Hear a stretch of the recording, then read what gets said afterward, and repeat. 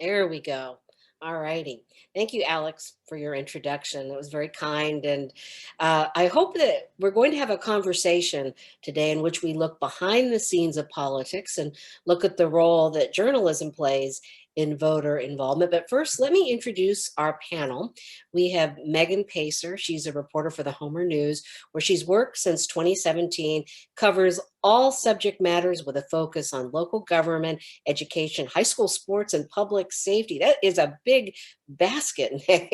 But before that, she was a crime, public safety, and local government reporter for the Peninsula Clarion from 2015 to 2017. She earned a Bachelor of Science in Journalism and Anthropology from Central Michigan University.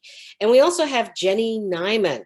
She is currently the general manager of KDLL Public Radio in Kenai, but she's originally from Wrangell, and she has been a reporter in the Central Kenai Peninsula since 2001. So she has a lot of years under her belt, 19 years practically.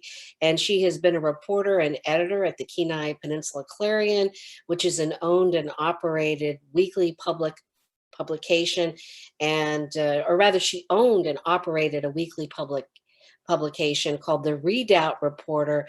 And she's also been a reporter, morning edition host, and editor at KDLL.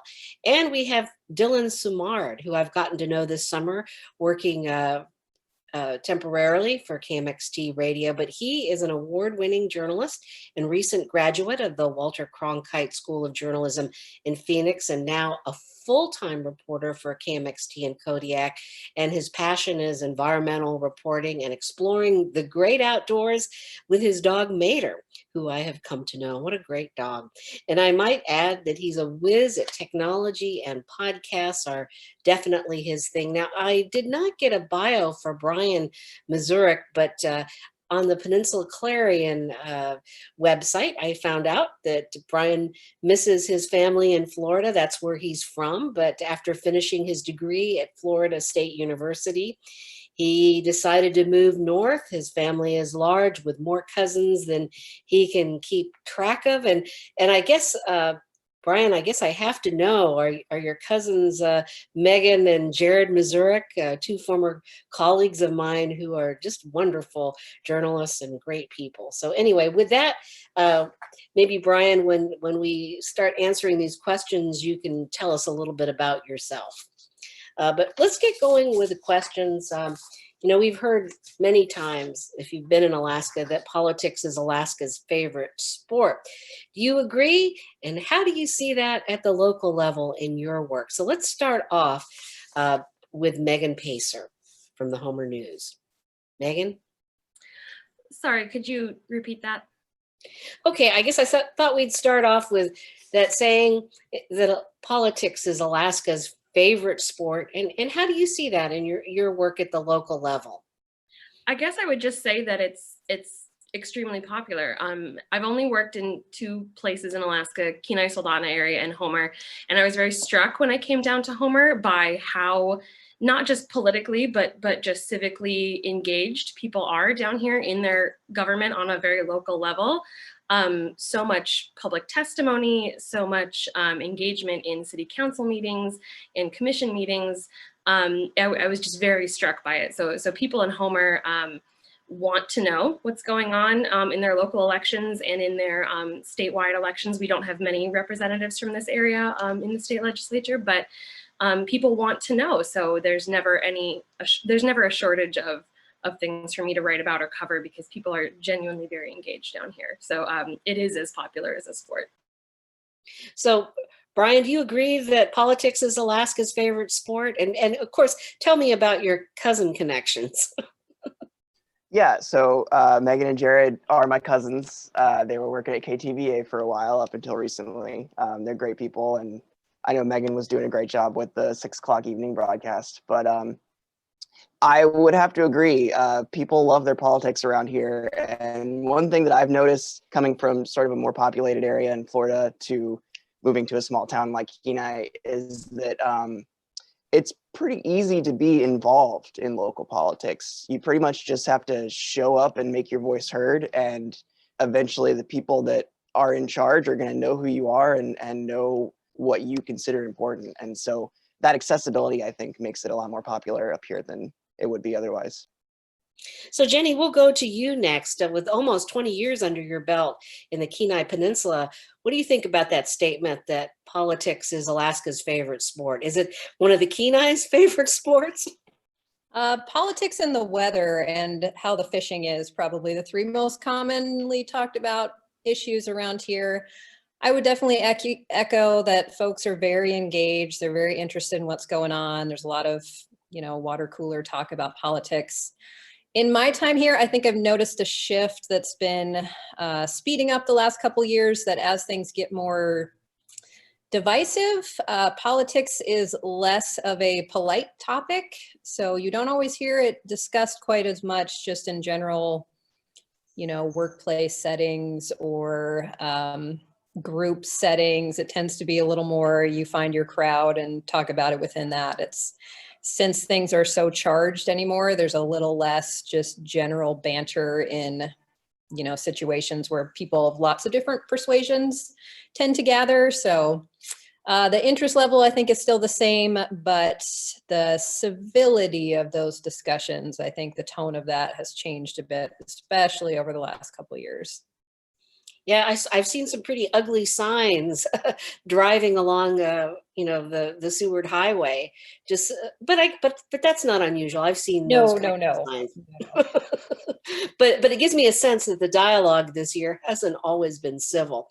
Well, we're going to go to Dylan Simard, who has just arrived to Alaska from Phoenix, working in KMXT now for about 6 weeks now. So, Dylan, what are your impressions about the political scene in Alaska? It's definitely pretty intense. I think here in Kodiak in particular, people are very, very passionate about fisheries issues. The fisheries debate, for example, is hosted by the Kodiak Chamber of Commerce, and there's enormous local interest. People take it very seriously. And of course they do. It's tied very closely to their livelihoods. All right. Well, thank you, Dylan. And Dylan has a lot of expertise in social media and new media. So hopefully, we'll get a little more from you, Dylan, about how you think that might work here in Alaska to promote voter awareness. But, I guess, I'm going to ask all of you, do you have an all-time election story that you've covered that you'd like to share with us? And we'll go back to Megan to start this round. I don't know about all time, but just thinking back to last year, it was at the local level. So it was a Homer City Council election.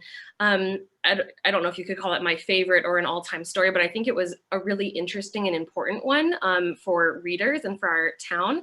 Basically, a city council member was elected in the local election, and then there was a question as to whether she had followed the correct residency requirements for running for public office.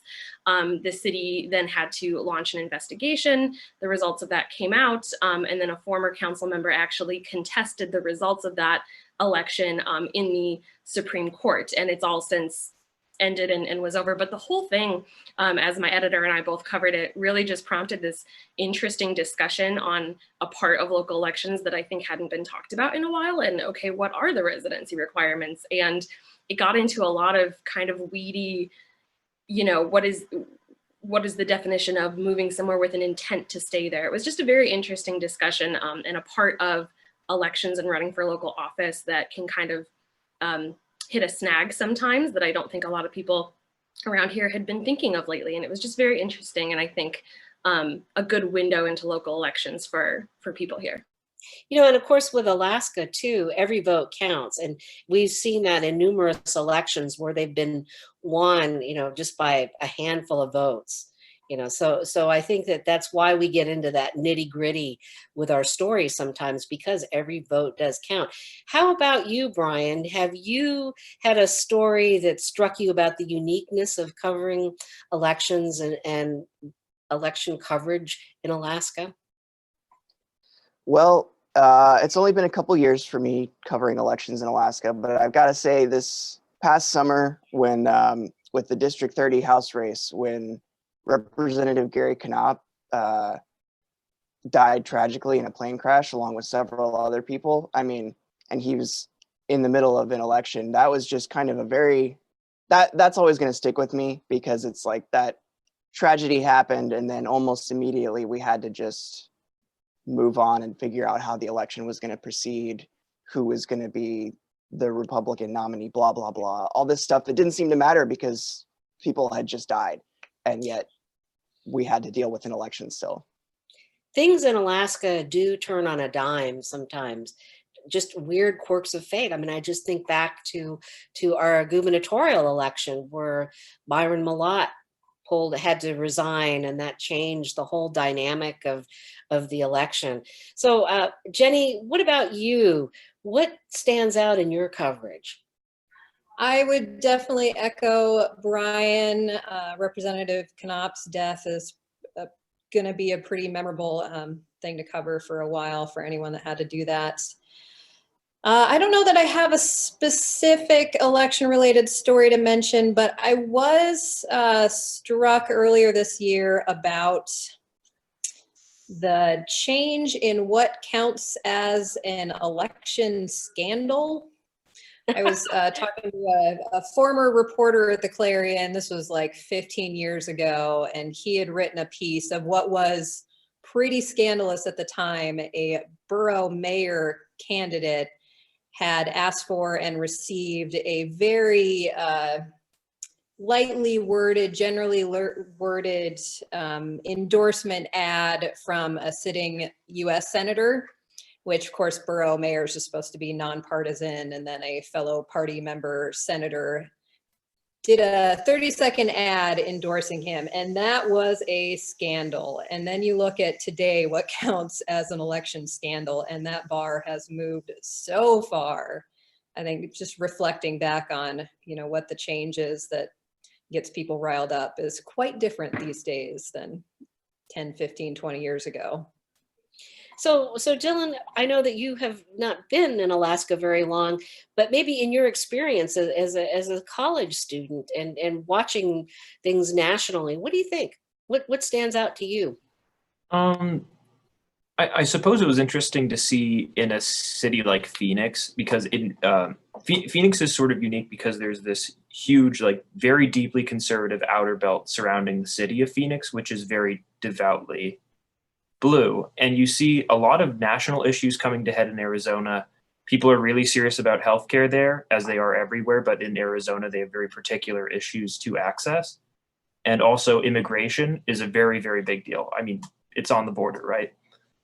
And of course, you're now in Kodiak, a town that has a large immigrant population. Right. So it might be interesting to see how that plays out with voters.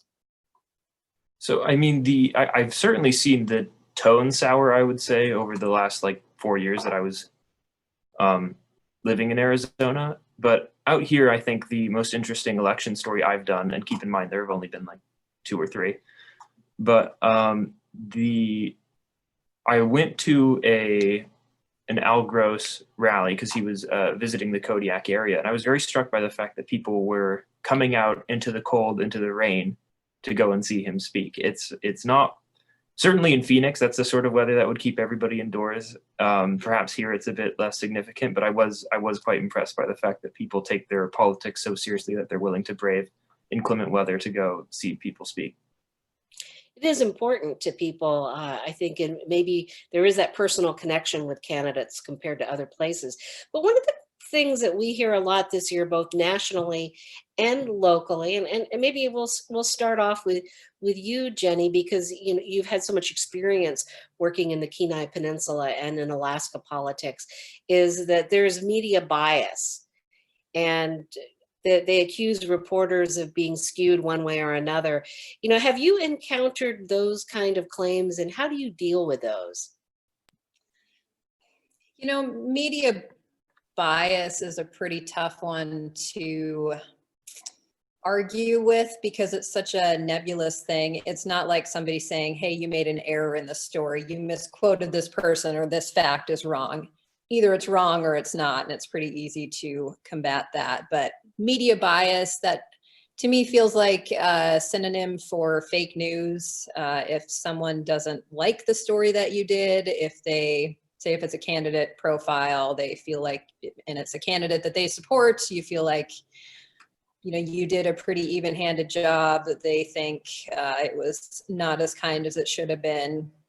I think the best defense against that is your reputation and the job that you do day in, day out, year round, not just in election coverage, because what do you do against the media bias claim? Do you publish or air the entire transcript of, say it was a 2-hour interview? I mean, you are, as a reporter, making some decisions about what questions you ask and what information you include and what quotes you choose. And if a media consumer doesn't trust, that's what it comes down to, doesn't trust you to make those decisions accurately and fairly, that's probably not a story by story argument that you're gonna win. So I think being transparent, for sure, there are some ethical concerns, ethical conflicts of interest that come up in reporting.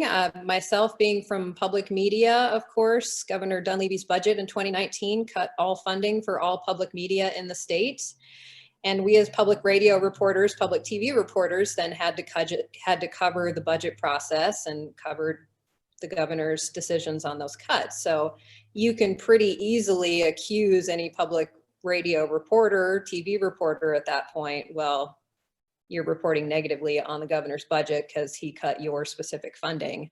It's something you still got to cover. So I think the best way I saw that handled is most stations did a statement saying, yes, we do receive state funding. This is how much was cut. We here strive to do an equitable job. But if you aren't upfront with that information and give people a reason to trust where you're coming from and why you're making those decisions, and if you're not doing a credible job year round, story by story, I don't think you're going to win that argument. The one thing too, that I could follow up on, because Jenny, you've had experience both in print and broadcast. And one of the things that I've had leveled at me is, in moderating a debate, for example, or doing a talk show, is, well, you can tell from the tone of your questions that you're biased, or you're asking this candidate softer questions than you did. Do you get any of that? I think each medium has its strength and its weaknesses. In print, there's tone in your word choice, I suppose. You could maybe come across as sarcastic or cutting, depending on, what vocabulary you're using. There's a lot more risk of that in radio. And yes, especially with political stories and in moderation, you not only have to watch your word choice and the amount of time and the amount of access that you give each candidate, but yeah, the way that you are phrasing things. And it might just be you haven't had enough coffee that morning. It might just be your throat's a little scratchy, so you got to get through that question quick or you're going to cough. I mean, there's a lot of other factors involved in that, but that's probably an easy shot to take at radio or TV reporting is, yes, the tone in which you ask something. So you do need to be pretty careful about that. So I think we could ask each of you the same question, but maybe we could just ask each of you if you want to weigh in on this before we move on to other questions. Anybody have anything that they want to add to this? Okay, let's go to Megan. I agree with everything Jenny had said. One thing that I would just add is that I don't necessarily know how helpful it is, but I think it's also good to think about this question, or if someone's accusing you of having media bias. I think everyone entering into this discussion with the understanding that complete reporter objectivity is a myth, right? It's not obtainable. This is something Alex kind of referred to earlier, is that all of us have our biases. And I think it just helps sometimes if you're having that conversation with someone, that everyone just enters the conversation with the understanding that reporters are human.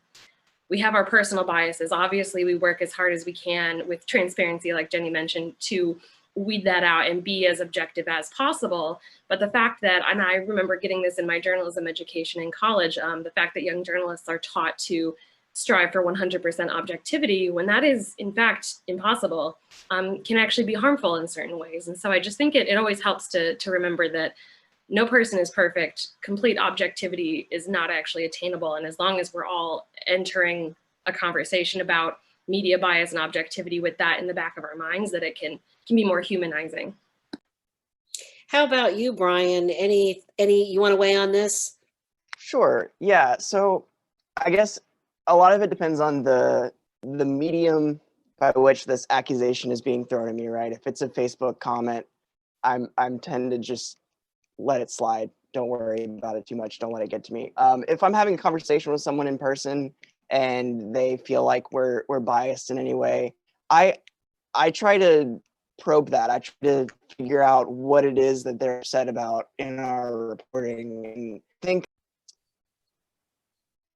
putting a face goes a long way. So when I'm able to be out in the community and talk to people about our reporting and sort of explain why we did a story or why we didn't do a certain story, I think it's easy to have an animosity towards the media as just like a nebulous concept. But when you know who the reporters are and you've talked to them and you get to know them, I think it's there. People are a little less inclined to just dismiss you as you know, the media. They sort of trust you more as a reporter when they get to.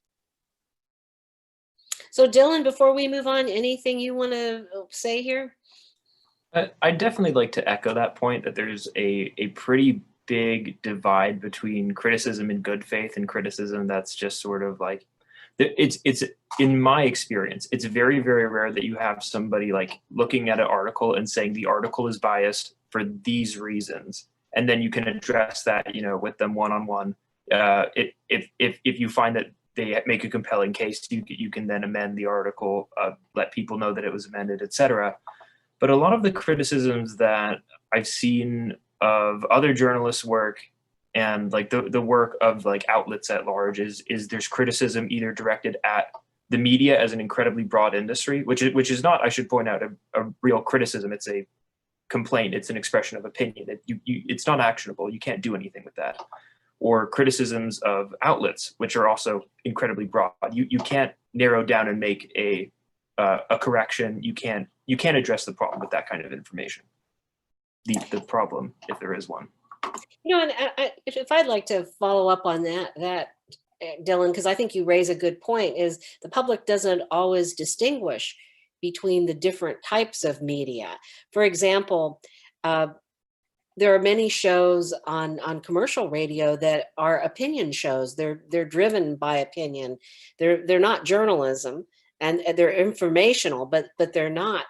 And so a lot of times in those kind of programs, candidates aren't particularly pressed, or legislators aren't pressed hard for anything. They're just asked simply to provide their information. Where in journalism, we might press a candidate, and a lot of times politicians aren't used to that because they're in different formats. And you know, that's one of the things I've noticed is someone might think a reporter pushing somebody is hostile when they're basically doing their job to kind of get to the bottom of an issue. And you know, and also I think this is a good time to talk about the impact of social media and Facebook. For example, you know, in Alaska, I'll give two examples of two very robust social media platforms and blogs. The Must Read Alaska, which is decidedly conservative, make no bones about it. And then there's the Alaska Landmine with Jeff Landfield. And he often breaks a lot of stories, as does Suzanne Downing with her Must Read. You know, maybe could you talk about the impact of social media in relaying information to voters and how it affects your work? And anyone want to go first on this? Have thoughts on this? All right, why don't we go to you, Megan?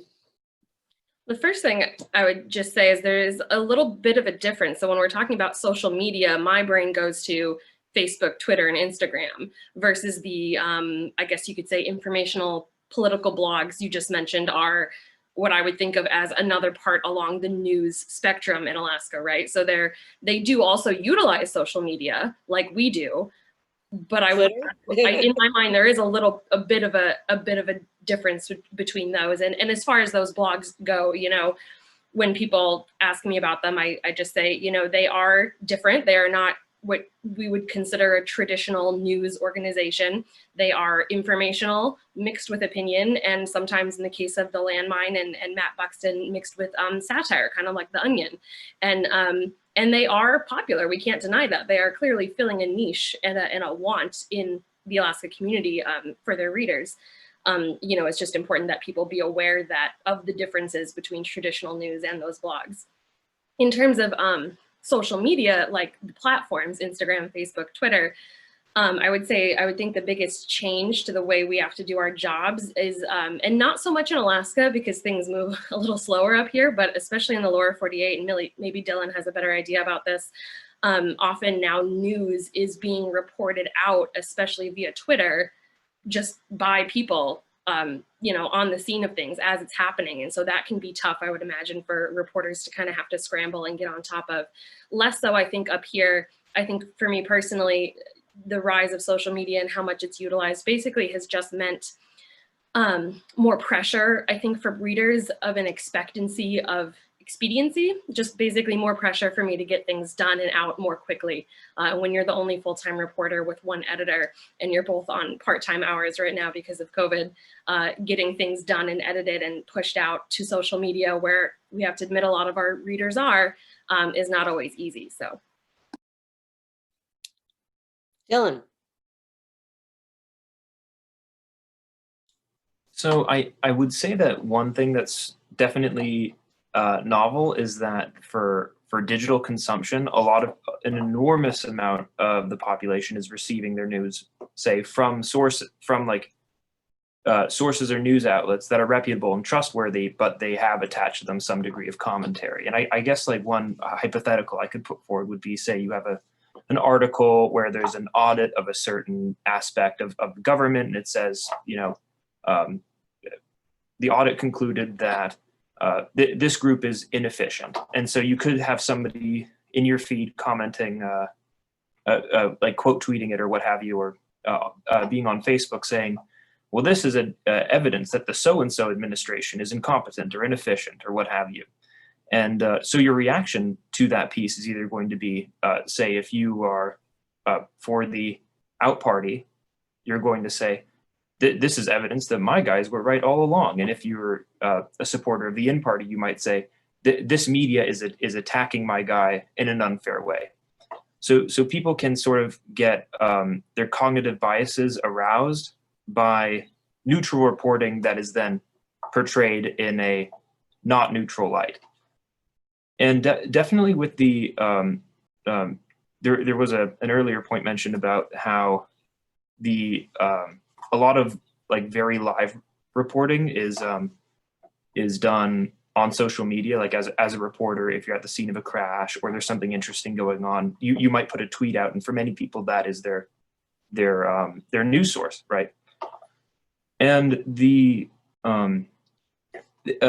fortunately, it's not too much the case in Alaska, but in like the media environment in Phoenix, there are so many outlets that as far as the business model goes, you absolutely want to be first, which means that you have less time to edit, you have less time to write the piece. There may be no editing at all if you're going to put something out on social media right away, and your editor just has to trust that you can do that in a nuanced and you know, non-biased manner. And in Alaska, there's less saturation of the media market, so I think there's a bit more time. There's not like there's not a monetary reason necessarily to produce the news as quickly as possible. So there are just like with social media, it really just changes the whole landscape. This is not the media market of 5 years ago, 10 years ago, 15 years ago. Well, you know, Megan mentioned the stress that imposes because, you know, I'm thinking just recently, the Alaska landmine pretty much broke the story about Mayor Ethan Berkowitz and the scandal involving the sexting tweets. So a lot of times And of course, the reporter involved in that scandal broke her own story on Facebook first. So there is that pressure that we're not breaking the stories per se, but we have to respond to that. Anybody want to weigh in, on covering things in this election, how that affects them? Yeah, I can weigh in. So Go ahead. Brian, you go first, and then Jenny. yeah, just briefly, I would say that working at a print outlet in the age of the internet is certainly interesting, and like Megan has said, has its challenges. I mean, Homer's a weekly paper, so the paper that they're putting out is things that have happened the week prior, and that can be a real challenge. And even for us as a daily paper, the stuff that you're reading Tuesday morning is stuff that happened Monday, and so it's not as immediate as stuff that you would get on Facebook or Twitter. And so having to incorporate that and putting our articles online on Facebook, tweeting them out ahead of them actually being in the paper, helps engage more readers, I guess. But it is definitely the world we're living in, where most people are reading their information on social media or on your newspaper's website. Jenny. So I don't think traditional news media is the source for breaking news anymore. I mean, how often do any of us get our story ideas off of social media? It's something that's already been commented on. We can add depth, we can add perspective, we can do the research, we can check the information, we can add a diversity of other viewpoints, but it's pretty rare that a traditional media source is getting something out there before social media. So that whole paradigm has changed. As far as the news blogs, I think those are stepping into the void of what traditional media no longer has the resources to do. I mean, Brian, you've got what, 4 people in your shop these days? When I worked at the Clarion, there were, at Newsroom had 18, I believe. Megan, I believe the Homer News certainly has had a larger newsroom staff than 2. KDLL has certainly had a larger newsroom staff than 1. We have 1 full-time reporter these days, and we still cover everything else that we attempt to cover. We just don't have the resources anymore. And especially political stories, those take time. Those are not quick and dirty, get them out the door and move on to the next thing. So I think Jenny, I didn't mean to interrupt you, but how do we best serve the voter? Because a lot of times the blogs are reporting on rumors and things that are not truly fleshed out. And so if the voter is going to have to make decisions, and of course it's kind of like this great big shiny ball that blogs and Facebook and Twitter has, but how do we get the voters to pay attention to reporting that sorts out these things? So I wish I had the answer to that. I think that's what we're all struggling with. And I think, so social media does some wonderful things, right? You can keep up with your great aunt Sally that otherwise you'd maybe send a card to, and now you know daily what cat videos she's liking. That kind of thing is wonderful. The downside of social media, just inherent in its basic function, is it encourages people to live in an echo chamber. You populate your feed with your friends who tend to be people of similar persuasions. You like and follow people you're interested in, which tend to be things you agree in, without even realizing it. I mean, the algorithms work by you click on something and Facebook, Twitter, whatever thinks you want to see more of whatever that thing was. So without you even realizing it, you're getting more and more and more of the same type of viewpoint, which I think then encourages voters, media consumers to then tend a little more towards options that present information with an opinion. It's a much more comfortable thing. It's a little more pleasant to be agreed with than being presented with information that might challenge you. And I think the biggest outgrowth in all of this that I have seen, at least locally on the Kenai Peninsula, shows up in candidates who no longer participate in forums, who no longer call you back when you want to interview them, who just completely ghost you when you want to have a candidate forum and get people on the air at the same time. That to me is disturbing. So the bottom line they're telling us is they don't need us. And honestly, do they, when they can have their own social media platforms and get out their own information and do interviews with media adjacent sites who more closely align with them, and as you say, Rhonda, are not going to push them on issues they don't want to have to answer, do they really have to call us back at that point? I mean, we've had on the Kenai Peninsula, we have had candidates elected who did not participate in media interviews, did not participate in League of Women Voter forums, which is completely nonpartisan, and they get elected. So I wish I knew the answer to that. It's a pretty disturbing trend, and I would love to wave a magic wand and turn it around, but I personally do not know how to do that. So how do we serve the voters in this environment? Maybe we'll start with you, Megan. Serve the voters. At least give them what they need to make an informed decision. Yeah. One, I guess just in one specific example, I'm sure everyone else has other ideas.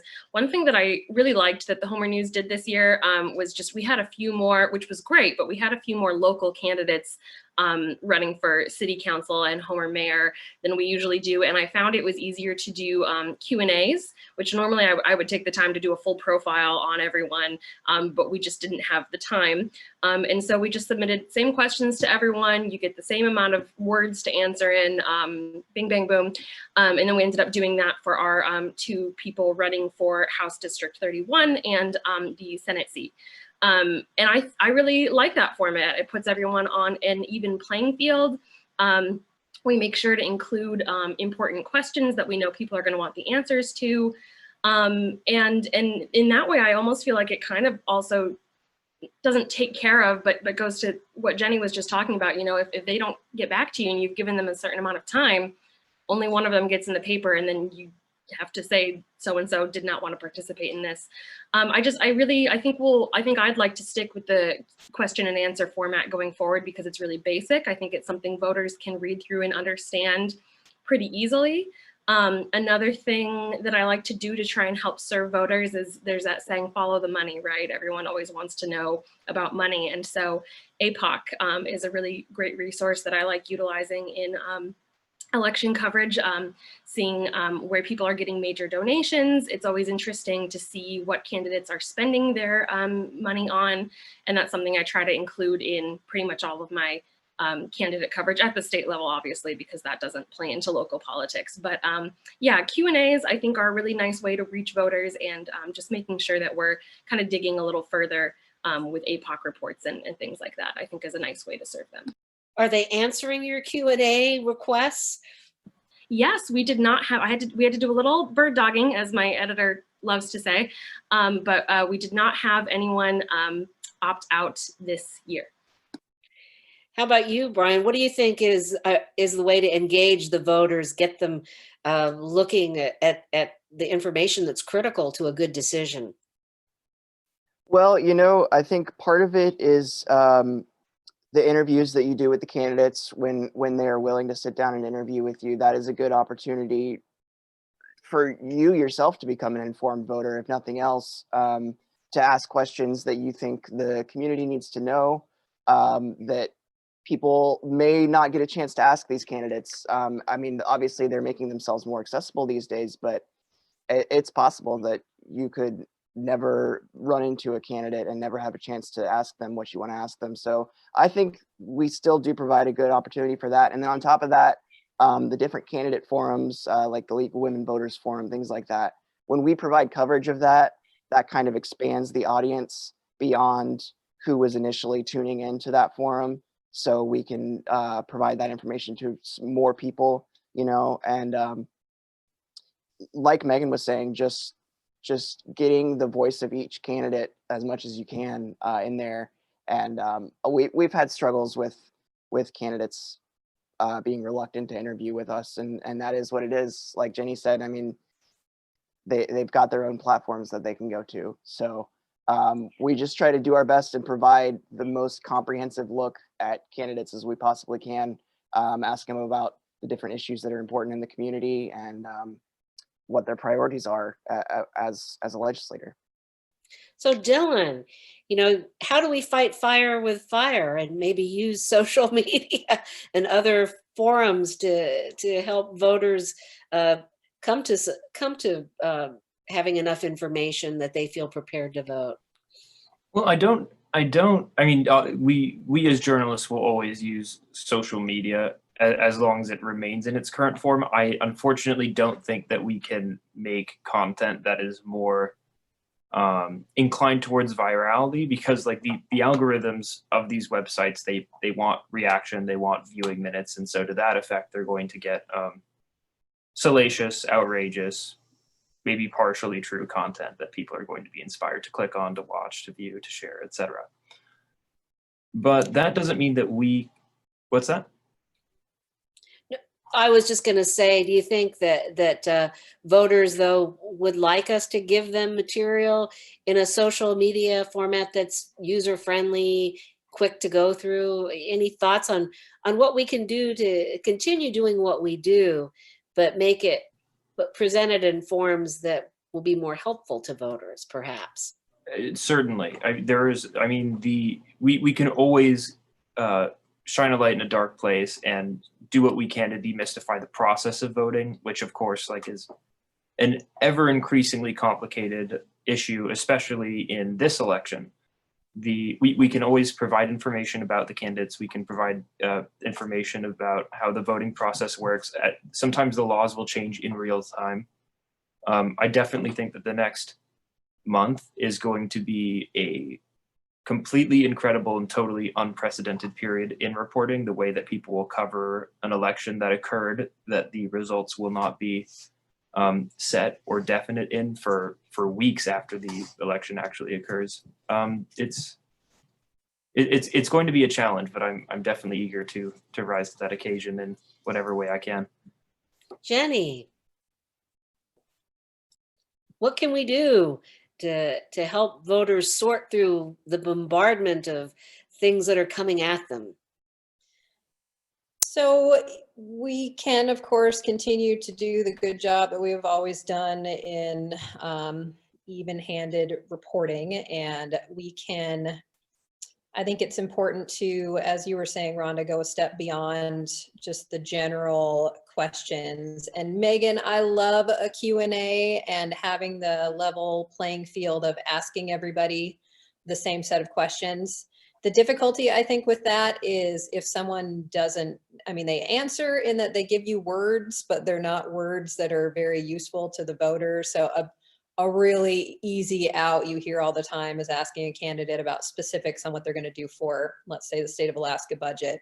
Well, I'm going to get in there and really dig into it and come up like, well, that doesn't give voters much to go on when your opponent is, suggesting a tax or a cut or whatever the specific might be.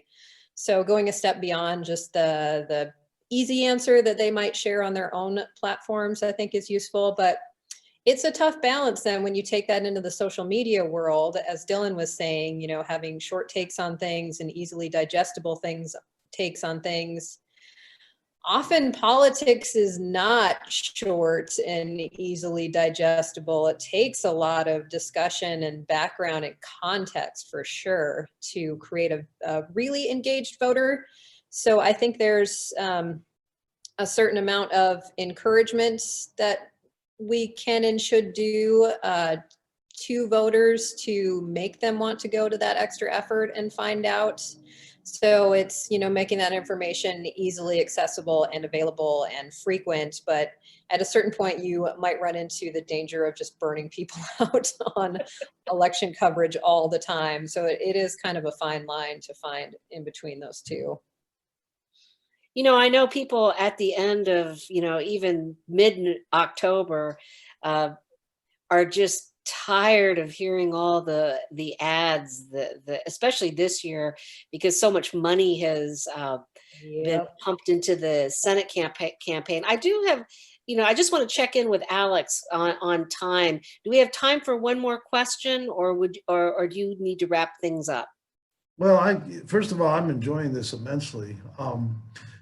I think one more question to wrap it up, and then around 11:30, whatever we can do. But thank you for checking. But man, this has been very informative to me a lot. So why don't we just do one more question, then we'll wrap it up.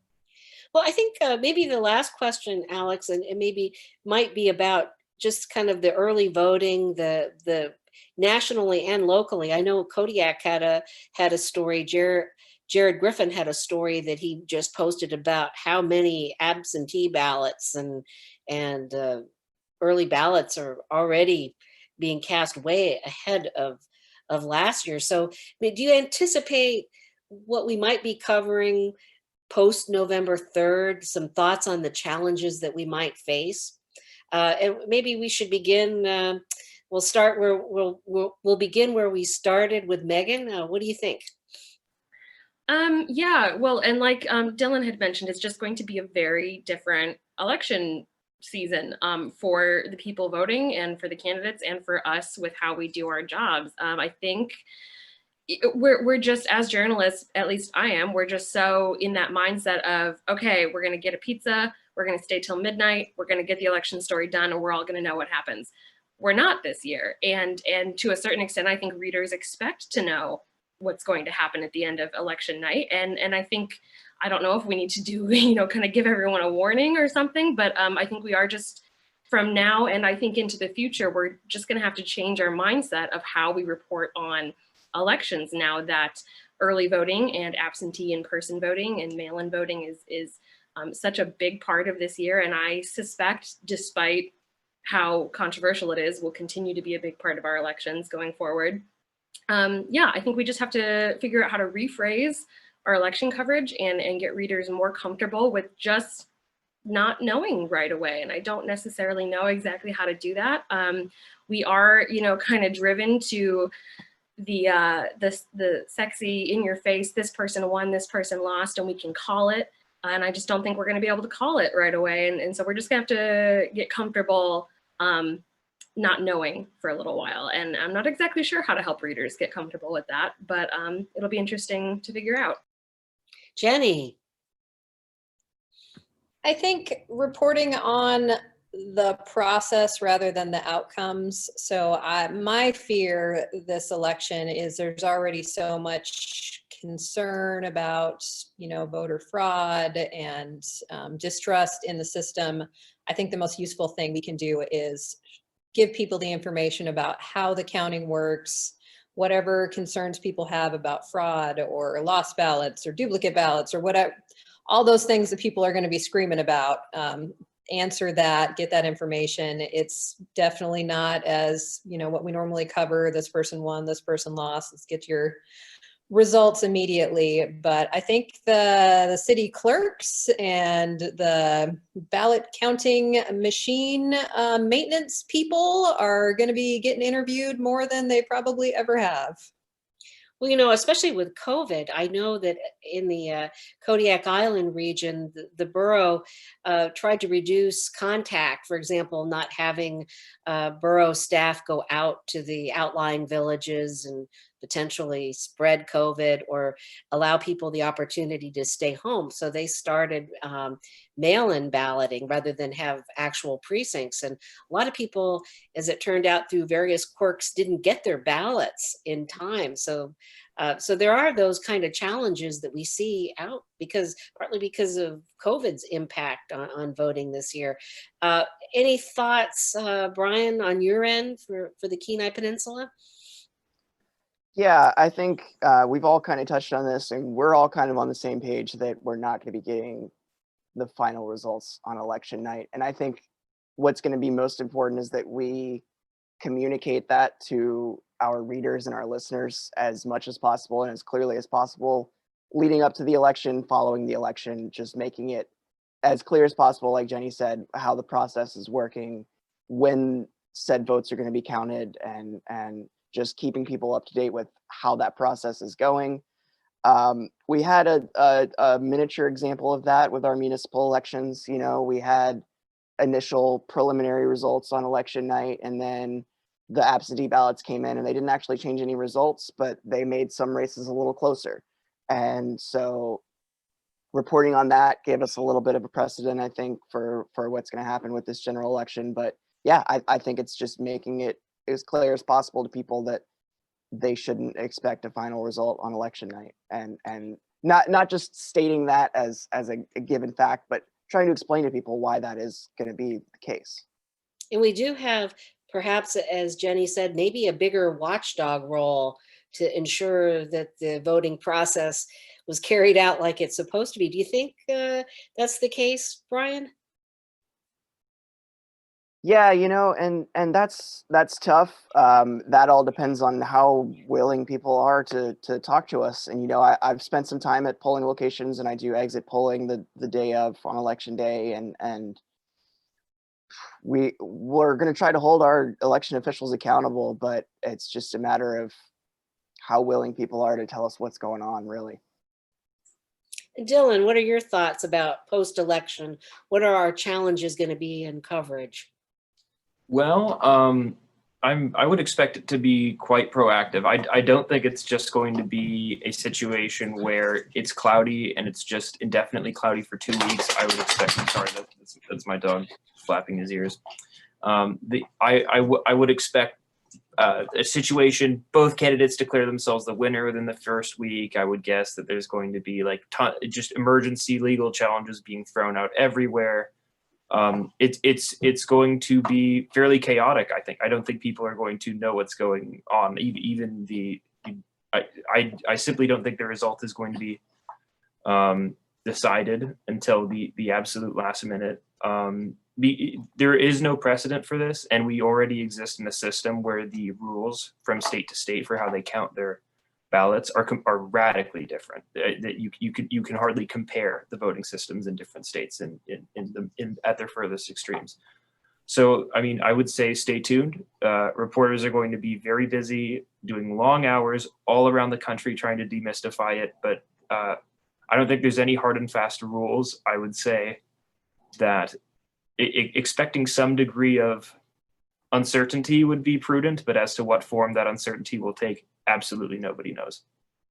Well, I guess that's what makes it Alaska's favorite sport is we never really know. We never know whether a coin toss is going to have to settle a dead tie, as that's happened in between two races or one race, I think in the Peninsula, in the Alaska Peninsula, with Carl Moses and Bryce Edgman. There was actually a coin toss to settle that race, and Bryce Edgman won that. So we never know. And on that note, I'm going to turn it back to you, Alex, is that unpredictability seems to be the common thread in Alaska elections in particular.